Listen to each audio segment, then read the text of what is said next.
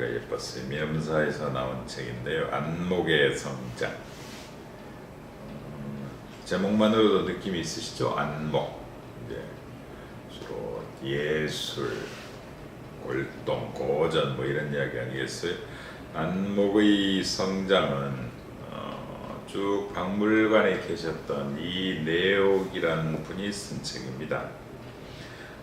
곡박에서 34년을 일하셨습니다. 대학을 나오셔서 이을효 선생이라고 계신데 그분 제자로 있다가 박물관에 들어가서 쭉 있었는데, 원래 박물관에 계실 때도 품격 있는 그런 큐레이팅을 하기로 유명했었습니다. 제가 지금도 기억나는 거는 이제 춘천박물관에 계실 때인가요? 뭐 한국어 선비전 해가지고 선비들 어떤 식으로 공부하고 책상을 썼고 방은 어떻게 배치했고 이런 것들 한 기억나는데, 전 이분이 이렇게 글 멋지게 쓴 줄 몰랐습니다. 네, 본인 말로는, 이 글에 쓰여진 말로는 여기저기 글을 쓰고 사람들한테, 가까운 사람들한테 보내줬는데 이게 소문이 나서 책으로 역직을 하느냐 그래서 냈다고 그랬는데, 몇 가지 이야기만 드리고 싶은데요. 맨 마지막에 침묵. 되게 이제 나가사키가 나낙의 중심지잖아요. 그러니까 포르투갈 상인들이, 네덜란드 상인들이 마카오를 거쳐서 이제 일본 나가사키로 가서 서양 문화를 퍼뜨리는데 네덜란드 나낙이 된 거죠. 그러니까 이제 사실 하멜도 원래는 나가사키 가려다가 제주도 마르도 옆에 가파도라고 있잖아요. 가파도에 부딪혀가지고, 거기가 대단히 낮은 섬이잖아요, 풍랑이. 그래서 이제 저 추사가 유배 갔던 대정으로 끌려왔다가 서울로 왔다가 다시 강진 병영에 있다가 탈출해가지고 나가사키로 돌아가서 이제 하멜 표류기를 썼거든요. 침묵이란 소설인데 이런 게 있었나요? 전 엔도 슈샤코의 기도문인데, 인간은 이렇게도 슬픈데 주여 바다는 너무나도 푸릅니다, 이런 문장이 있었나요? 인간은 이렇게도 슬픈데 주여 바다는 너무나도 푸릅니다. 그 한없는 모순, 그렇죠? 일본에서 기독교도로서의 그 고통, 어떻게 이런 문장들을 뽑아내시는지, 그렇죠? 하나하나 정말 아름다운 수필들이라서요, 읽으시는 게 좋고요. 또 하나 충격받은 건 이렇게까지 찍 찍어놨습니다. 얼마나 좋았으면, 그치요? 고리지, 목조 미륵반가 사유상이 있잖아요. 이제 이걸 전시를 하고 해야 돼서 부여박물관 백제 도록에다가 일본 고류지 목조 미륵반가 사유상 사진을 수록해야만 됐어요. 연락을 했어요. 안 된다고 그랬어요. 찾아갔어요. 사진관은 나라 국립박물관 앞에 있는 조그만 가게였어요. 주인과 서로 명함을 주고받았어요. 명함을 보니까 조그만 구멍가게 스타일의 사진 가게인데 주식회사였어요. 속으로 웃었어요. 사진관은 책 몇 권뿐만이 진열되어 있을 뿐이었어요. 주인이 촬영한 작품지였어요. 주로 불상이었어요. 잠시 주인이 일을 하는 사이 책을 살펴보니까 고류지 목조비륵반가 사유상과 호류지 백제 관음을 찍은 작품집이에요. 저도 호류지 백제 관음은 워낙 좋아해서 제 방에 한쪽에다가 두고 있습니다. 이리저리 보다가 그 사진집을 보는데 10세 이상을 찍었어요. 사진집에는 작가의 글도 실려있었어, 그 사진관 주인. 근데 이 사진관에서 찍은 고류지 목조 미륵반가 사유상 사진만도 100만 장 이상이 판매됐다는 거예요. 저도 1년에 몇 번요 곡박에 갑니다. 사실 게을러서 다른 거 안 둘러봐요. 3층인가에선 반가사유상만 봅니다.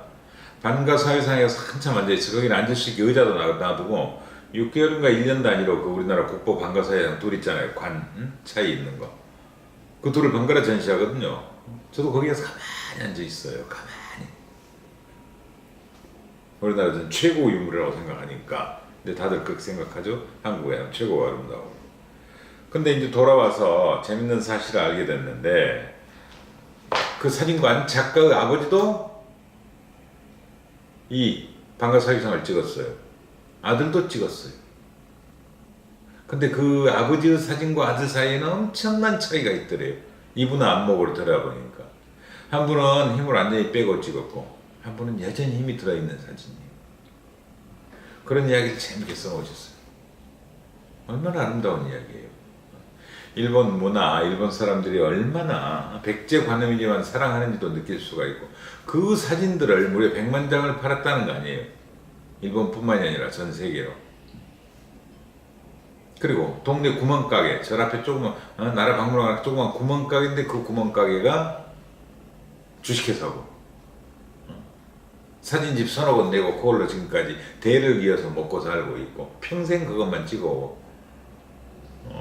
일본의 그 일기일회, 일생일업 이런 정신도 느낌이 오고, 그다음에 유물이 주는 그런 강력한 뭐랄까 영감, 이런 식으로 대단히 아름답고 편안하면서 우리 미와 자신의 인생에 대한 부드럽고 따뜻하고 깊이 있는 클래식한 이야기들이 두루 담겨 있습니다. 꼭 권합니다. 저도 사실은 이 책 맨 처음에 가볍게 생각하고, 사실은 제가 개인적으로 존경하는 분이라 사서 읽어야지 그러면 휙 읽다가 이거 아니네 그러면서 그냥 쭉 읽었어요. 네, 쭉 그냥 그대로 읽어버렸습니다. 이거 그대로 읽었어요. 하루 안 넘겼습니다. 바로 그날 오후에 하고 저녁하고 다 읽어버렸습니다. 두 번째는 레드팀입니다.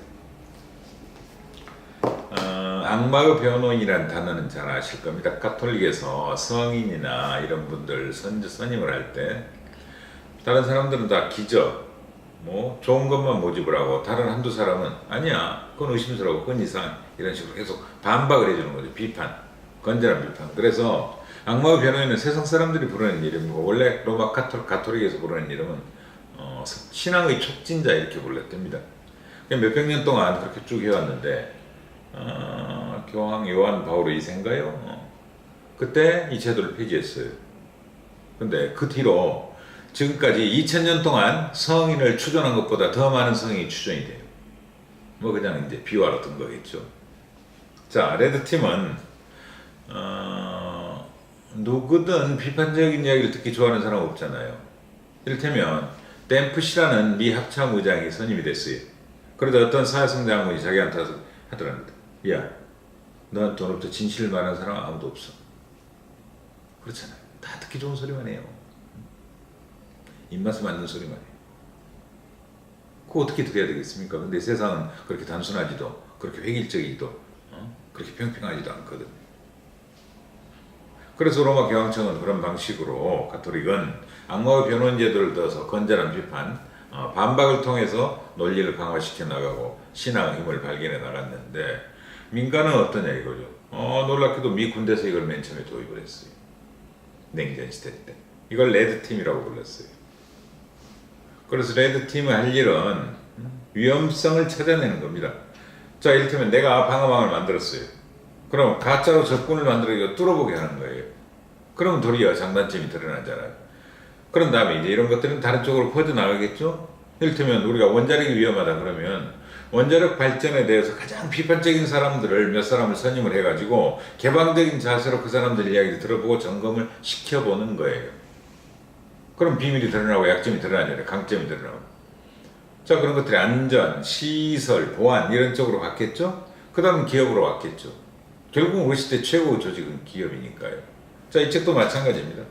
궁극적으로 정부, 특히 군사, 보안, 정부 이런 쪽 이야기를 쓰고 맨 나중에는 기업들은 과연 이걸 어떻게 응용할 수 있는지, 어떻게 써먹을 수 있는지 이야기인데 제법 재밌어요. 쭉 읽으시면 돼요. 자, 결론은 이렇습니다. 결론만 말씀드릴게요. 레드팀의 성공은 일반적으로 다음 6가지 조건이 갖춰져야 된다. 첫째, 책임자가 동의해야 돼요. 사장이 동의해야 돼요. 대통령이 동의해야 돼요. 그래서 이 팀한테 충분한 설명을 하고 충분한 자원을 제공하라고 조직 전체에 대해서 우리는 이런 목적으로 이 팀을 운영한다. 긍정적으로 운영하고자 한다. 동의해라 이러는 거예요. 두 번째, 레드팀 요원들, 사람들, 악마의 변호인은 내부 상황을 이해하면서도 외부자의 객관적 시각을 유지해야 돼요. 세 번째, 레드팀 대원이 되기 위해서는 열린 자세, 창의성, 자신감, 다소 괴짜기질, 그런 식으로 수완이 뛰어나고 두려움이 없는 회의론자, 스케틱해야 돼, 의심해야 돼, 회의론자야 돼. 그 다음에 다양한 도구를 숨기고 있어야 돼요. 너무 드러나보면 뻔하잖아요. 접근 방식이 똑같으면 미리 알고 막아버리죠. 근데 그걸로 발견할 수 없는 새로운 위험성을 찾아내야 되는 거니까 항상 새로운 전술과 기술들로 무장해야 된다. 그 다음 5번째, 나쁜 소식도 기꺼이 듣고 이에 반응을 보여야 돼요. 조직들은 레드팀 만들어 놓고 기분 나쁜 소식이 들어온다고 무시해버리면 안 되겠죠. 수용 능력이 있어야 돼요. 그 다음 맨 마지막, 레드팀을 너무 자주 활용하지는 마라. 그렇죠? 왜냐하면 일회성 행사로 그쳐서도 안 되지만 너무 많이 해도 안 돼요. 취약점은 계속 드러나게 돼 있어. 인간은 완벽하지 않으니까.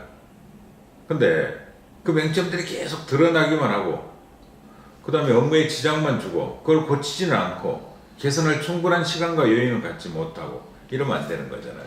그래서 이런 6가지 방식을 제안하거든요.